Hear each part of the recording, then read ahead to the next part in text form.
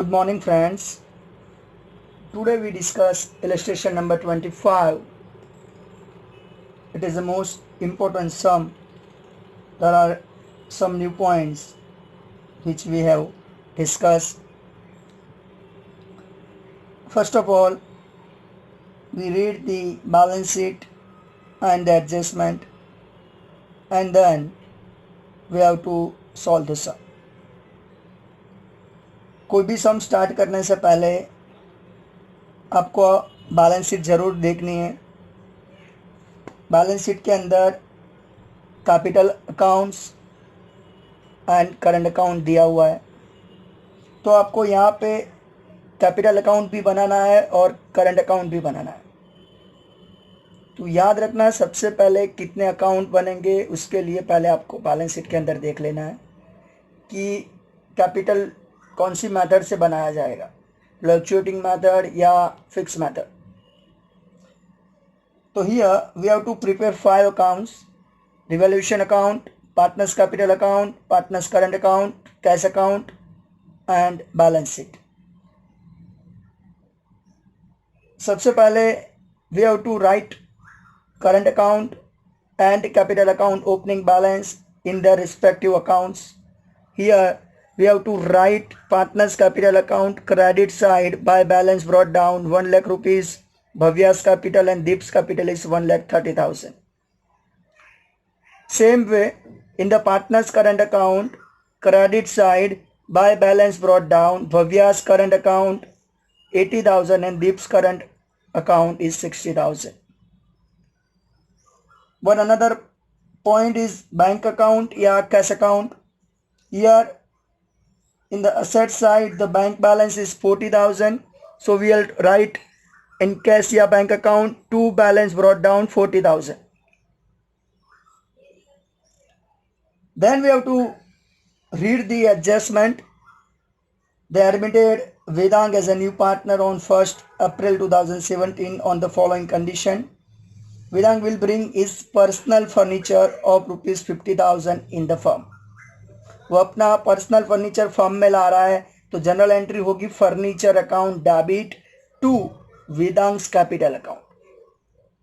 तो furniture assets है और फर्नीचर इंक्रीज हुआ, बिजनेस में आ रहा है, यानी कि फर्नीचर असेट साइड लिखेंगे 50,000 और जितना फर्नीचर वो ला रहा है उतनी कैपिटल उसकी इंक्रीज होगी. तो यहाँ पे पार्टनर्स कैपिटल अकाउंट में credit side by furniture Vedang की कैपिटल हो गई 50,000. Second adjustment: a creditor includes rupees 40,000 payable to Vedang which is to be transfer to his capital account. जो क्रेडिटर्स थे उसमें से 40,000 के क्रेडिटर्स अभी वेदांग पे करेगा. तो वेदांग ने बोल दिया कि जो मैं कैपिटल ला रहा हूँ बट उसकी जगह पे आपके जो क्रेडिटर्स है मैं उसको पे कर दूंगा.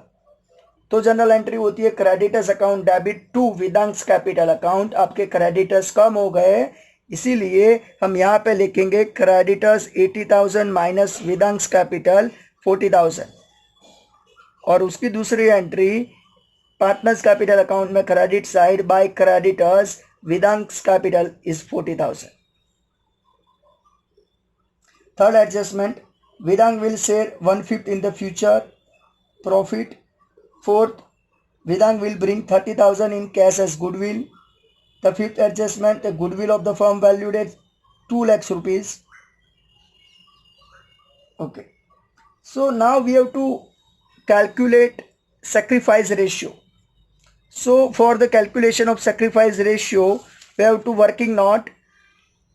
Old ratio is equal to 5:3. The Vedangs admitted with 1/5 share. In this sum, only two information are given.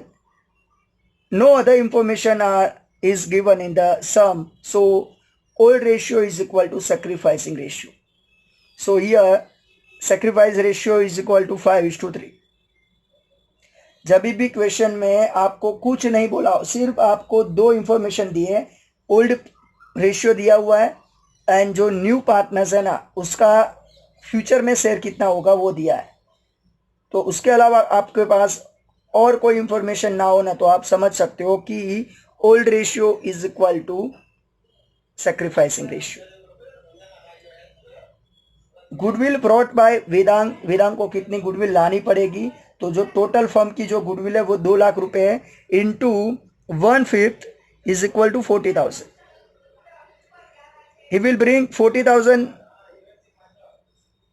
as a goodwill, but clear cut उन्होंने बोला हुआ है कि here Vedang will bring 30,000 in cash as a goodwill. सिर्फ 30,000 rupees cash में ला रहा है, तो जो रिमेनिंग 10,000 होगा वो उसको हम उसके कैपिटल अकाउंट में ट्रांसफर देंगे, यानी कि उसके कैपिटल अकाउंट में सब निकालेंगे, तो उसकी कैपिटल डेबिट हो जाएगी. जनरल एंट्री ऐसे कुछ होती है. Vedang's current account debit 10,000 to Bhavya's current account 6250 to Deep's current account 3750. ये जो 10,000 है वो डिस्ट्रीब्यूट होंगे उनके सेक्रीफाइस रेशियो में, तो उनका सेक्रीफाइस रेशियो 5:3. इतना समझ में आया? ओके, तो we have to posting this journal entry as well as the 30,000. तो यहाँ पे हम लिखेंगे बाय प्रीमियम फॉर गुडविल. उससे पहले जो 30,000 वो कैश ला रहा है वो यहाँ पे कैश अकाउंट में डेबिट साइड लिखेंगे to premium for goodwill account 30,000, और ये जो 30,000 हम 5:3 में डिस्ट्रीब्यूट करेंगे. तो 5:3 में डिस्ट्रीब्यूट करेंगे तो यहाँ पे होगा by premium for goodwill 18,750 and 11,250. उसके बाद ये जो जनरल एंट्री हमने की कि वेदांग्स करंट अकाउंट डेबिट, तो वेदांग का करंट अकाउंट डेबिट होगा, यानी डेबिट साइड यहाँ पे लिखेंगे opposite name the Bhavya's current account and to Deep's current account 6,250 and 3,750 Vedang के कॉलम में. और bye Vedang current account goodwill भव्य के अकाउंट में 6,250 एंड द डीप्स कॉलम में 3,750. इतना समझ में आया? Okay. The 6th adjustment, credit purchase of 10,000 was not recorded in the creditors account and purchase account, but it is included in the closing stocks. देखो, आपने creditors purchase, आपने credit purchase किया था 10,000 का, वो रिकॉर्ड नहीं हुआ, तो उसको रिकॉर्ड करना पड़ेगा. बट उन्होंने और एक कुछ बोला है कि क्रेडिटर्स में रिकॉर्ड नहीं हुआ, बट जो आपका जो क्लोजिंग स्टॉक है वहाँ पे वो रिकॉर्ड हो गया. तो आपको क्या करना है कि आपको लिखना है क्रेडिटर्स में प्लस अनरिकॉर्डेड 10,000, यानी टोटल आपका क्रेडिटर्स हो जाएगा 50,000. दूसरी एंट्री, तो ये जो 10,000 से आपके क्रेडिट्स इंक्रीज हो रहे हैं, तो अगर लायबिलिटीज इंक्रीज होती है तो हमें पता है सर लॉस होता है हमारे ये लिए, और अगर लॉस होता है तो उसको रिवैल्यूएशन अकाउंट में डेबिट साइड लिखेंगे क्रेडिटर्स अकाउंट 10,000. तो यहाँ पे हमने लिखा है क्रेडिटर्स 10,000, और ऑलरेडी क्लोजिंग स्टॉक में उसकी एंट्री हो गई है, तो और कोई एंट्री यहाँ पे बची नहीं है.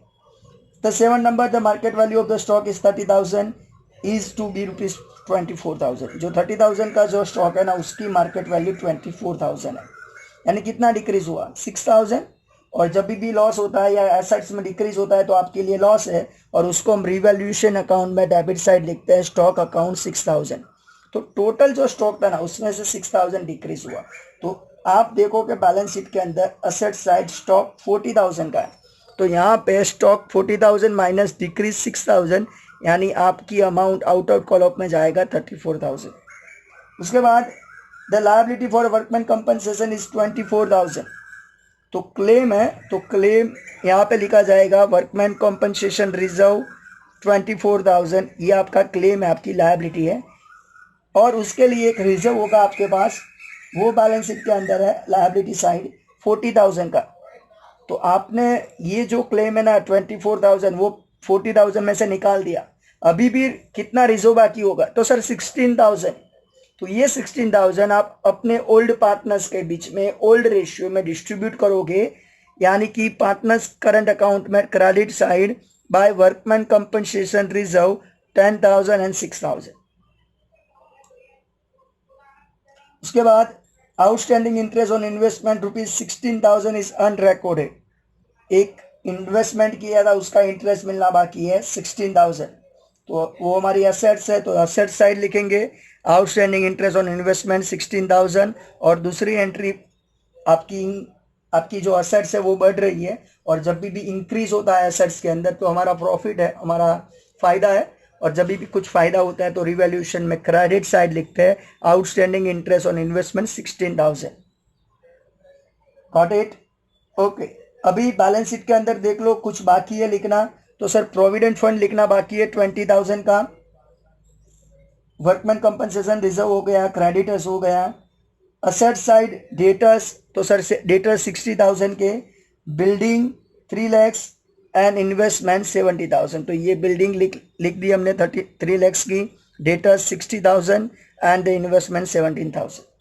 Okay, now we have to first of all we have to close the revaluation account, but here you look the debit total is 16,000 and the credit total is 16,000, yani after revaluation there is a no loss, no profit.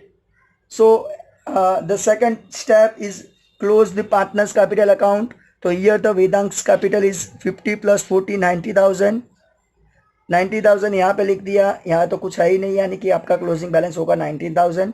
दीप का भी closing balance 1,30,000 and भव्यस का closing balance is 1 lakh rupees. तो ये हुआ आपका closing capital, और ये जो अमाउंट है इसको हम ट्रांसफर करेंगे बैलेंस शीट के अंदर, कैपिटल भव्या, दीप एंड वेदांत।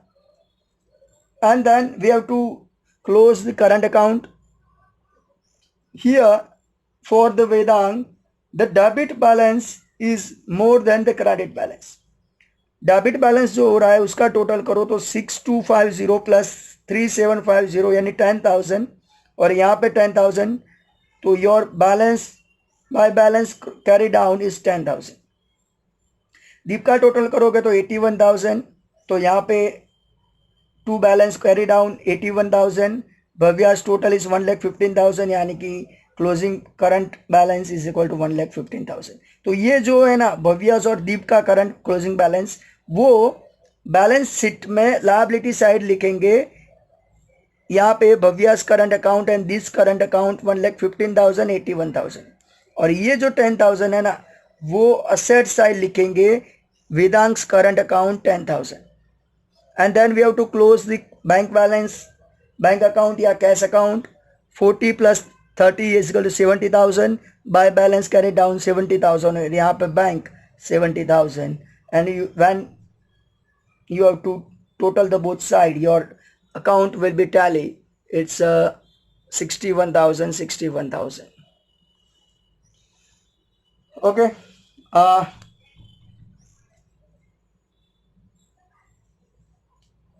यहाँ पे हमें सिर्फ एक बात याद रखनी है कि जो नया पार्टनर है कुछ पैसा लेके आ रहा है, but in not in the form of cash, but he is पे the creditors and also bring the personal furniture.